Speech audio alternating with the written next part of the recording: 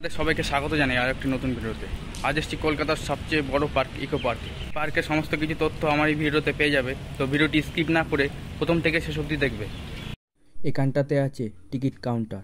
Eco পার্কের ticket মূল্য এক একজনের 30 টাকা। আর পার্কটি খোলা থাকে বেলা 12:30 থেকে রাত 8টা পর্যন্ত। সপ্তাহে সোমবার এই পার্কটি সম্পূর্ণ বন্ধ থাকে। এই পার্কটি ওয়েস্ট বেঙ্গলের মধ্যে সবচেয়ে বড় একটি পার্ক। এতটাই বড়, পায়ে হেঁটে দেখতে গেলে গোটা দিন লেগে যাবে। ইকো পার্কটি 2012 সালে ওপেন হয়। এই ইকো পার্কে দেখতে পেলাম জাপানি ফরেস্ট। জাপানি বাগানের নকশার কেন্দ্রবিন্দুতে রয়েছে প্রকৃতির প্রতি উপলব্ধি এবং শ্রদ্ধা। জাপানি গার্ডেনের মুখে দেখতে পেলাম গৌতম বুদ্ধের একটি মূর্তি। সবাইকে স্বাগত জানাচ্ছে। কলকাতা ইকো পার্কে একটি আকর্ষণীয় জাপানি বন গড়ে তুলেছে। এই জাপানি ফরেস্টে রয়েছে নানান রকমের গাছপালা, যা দেখলে তোমরা অবাক হয়ে যাবে। জাপানি বাগানের একটি গুরুত্বপূর্ণ অংশ হলো জল। এই বাগানে একটি ছোট পুকুর তৈরি করা হয়েছে। পুকুরের পাশ থেকে খুব সুন্দর হাওয়া দিচ্ছে। তোমাদের ইচ্ছে হলে এখানে কিছুটা সময় কাটাতে পারো। কলকাতা ইকো পার্কের 1 নম্বর গেটে রয়েছে প্যারিসের আইফেল টাওয়ার। এই জলাশয়ে বোটিংয়ের ব্যবস্থা আছে। কিছু টাকা দিয়ে তোমরা বোটিং করতে পারবে। দেখতে থাকো, সঙ্গে থাকো। ইকো পার্কটি এতটাই বড় যে সম্পূর্ণ ঘুরে দেখতে গোটা দিন লেগে যাবে। এবার বলি এখানে তোমরা আসবে কিভাবে। ইকো পার্কটি কলকাতার রাজারহাট নিউ টাউনে অবস্থিত। শিয়ালদা বা হাওড়া থেকে বাসে করে বিশ্ববাংলা গেটের সামনে আসতে হবে। সেখানে অটো বা টোটো পেয়ে যাবে। সেখান থেকে পার্কে আসতে সময় লাগবে 10 থেকে 12 মিনিট। এটা হচ্ছে রোজ গার্ডেন। এখানে বিভিন্ন রকমের গোলাপ গাছ দেখতে পাবে, পরস্পরভাবে আছে। রোজ গার্ডেনের রাস্তার দুপাশে খুব সুন্দরভাবে গাছগুলি লাইন দিয়ে লাগানো হয়েছে। এই গার্ডেনটি কিন্তু খুব সুন্দরভাবে সাজানো গোছানো আছে, দেখতেই পাচ্ছ তোমরা। এটা হচ্ছে ভাস্কর্যের বাংলার ইতিহাস উদ্যান। ইকো পার্কে উদ্বোধন হলো বাংলার ভাস্কর্যের ইতিহাস উদ্যান। এখানে নানান রকমের ভাস্কর্যের নিদর্শন থাকছে। এই উদ্যানে বাংলার মধ্যযুগে নবজাগরণের বিভিন্ন চিত্র তুলে ধরা হয়েছে। খুব সুন্দরভাবে দেওয়ালের গায়ে বিভিন্ন কাহিনী, বিভিন্ন দেশপ্রেমিকদের মূর্তি এখানে ফুটিয়ে তোলা হয়েছে। মূর্তিগুলির কারুকার্য কিন্তু খুব সুন্দরভাবে ফুটিয়ে তোলা হয়েছে। এই গার্ডেনে বিভিন্ন রকমের ফুল গাছ দিয়ে সাজানো গোছানো আছে। পুরো সবুজ গাছপালা দিয়ে ঘেরা এই গার্ডেনটি খুবই সুন্দর লাগছে। পার্কটি খুব সুন্দরভাবে তৈরি করা হয়েছে। এখানে না আসলে তোমরা বুঝতে পারবে না। তাই বলছি, একটি ছুটির দিনে এখানে এসে ঘুরে যাও, ভালো লাগবে। এই ইকো পার্কে সাইকেলিংয়ের ব্যবস্থা আছে। সাইকেল করে গোটা পার্কটি ঘুরতে পারবে। তোমাদের আর অন্য কোথাও যেতে হবে না। এখানেই পেয়ে যাবে গোটা পার্কটি ঘোরার জন্য টয় ট্রেন।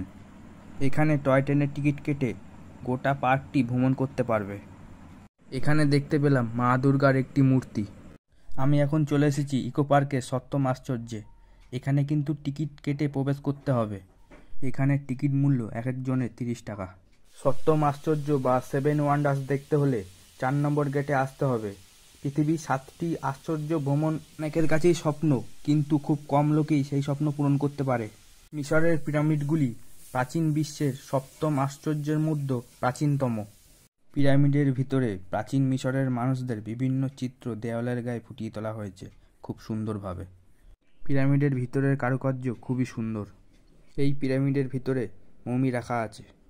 ইতালির রোম শহরের কেন্দ্রস্থলে অবস্থিত কলোসিয়াম হল সর্বকালের বৃহত্তম প্রাচীন অ্যাম্পিথিয়েটার। এখানে গ্ল্যাডিটোরিয়াল লড়াই হতো হিংস্র পশুর সাথে, যার জন্য মানুষের সাথে হিংস্র পশুর লড়াই দেখতে এখানে ভিড় হতো। এই কলকাতা ইকো পার্কে সপ্তম আশ্চর্যের মধ্যে চীনের মহাপ্রাচীর তোমরা দেখতে পাবে। চীনের মহাপ্রাচীর পৃথিবীর এক সত্যিকারের বিস্ময়কর। এই প্রাচীরটি মূলত রাজ্যগুলির সীমানা রক্ষার জন্য নির্মিত হয়েছিল, কিন্তু বছরের পর বছর ধরে এটি চীনের উত্তর সীমান্তের প্রতিরক্ষার পাশাপাশি পর্যটকদের জন্য একটি দুর্দান্ত উৎস হিসাবে কাজ করেছে। কলকাতা ইকো পার্কে সপ্তম আশ্চর্যের মধ্যে আগ্রার তাজমহল তোমরা এখানে দেখতে পাবে।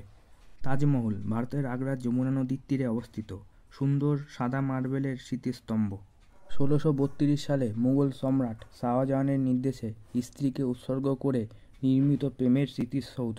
পরস্পরভাবে দাঁড়িয়ে আছে এগুলি হলো মোয়াই।